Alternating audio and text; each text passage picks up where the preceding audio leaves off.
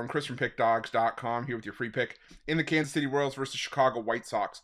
Major League Baseball matchup going down Thursday, April 4th, 2024. Just a reminder, if you haven't already, make sure you're subscribed to our channel and smash that thumbs up. And if you're looking for my best bets, the games that I love, including my daily $19 best bet, make sure that you head on over to Pickdawgz.com and click the Premium Picks tab at the top of the page.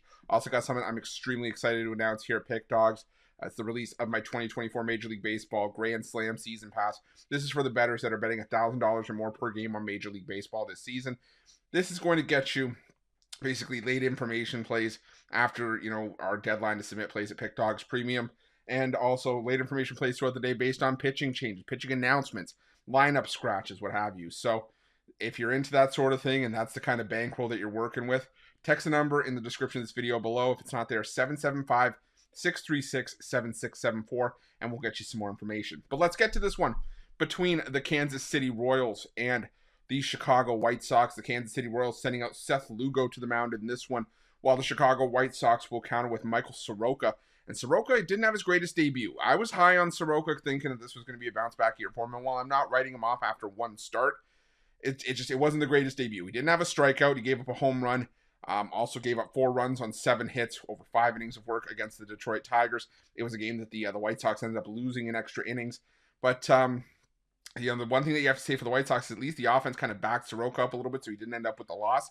But didn't do himself any favors in that one. Seth Lugo, on the other hand, was fantastic against the Twins. 6 innings of 2-hit shutout baseball, struck out 4. The problem was that the offense didn't back Lugo up in that start. They only scored 1 run. Lugo didn't take the loss, but the Royals did as a team. But the thing for me here is that, I look at these two teams side by side, and there's really not a whole lot separating them. So it kind of makes you scratch your head why the Royals would be laying such a hefty price here. And I say hefty just in relation to what we're used to seeing from the Kansas City Royals. We're used to seeing the Royals as an underdog, or maybe as like a minus 120, 125 favorite if they're against a team of a similar level.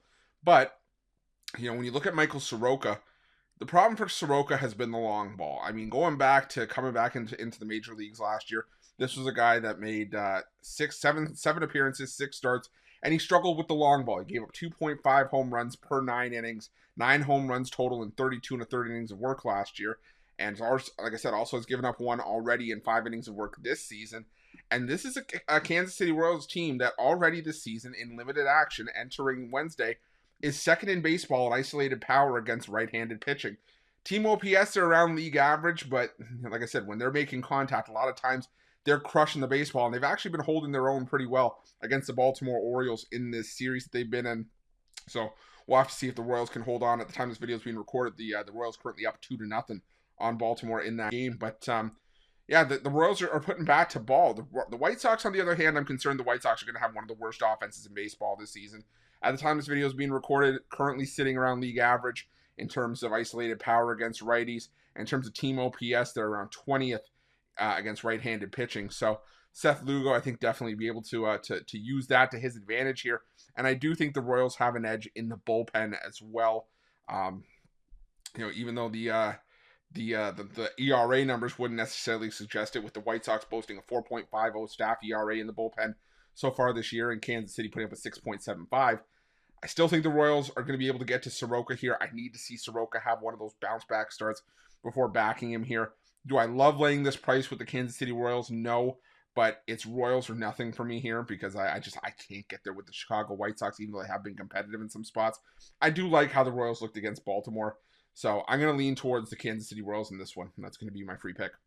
But just a reminder, if you haven't already, make sure you're subscribed to our channel and smash that thumbs up. And if you're looking for my best bets, you can find those at Pickdawgz Premium.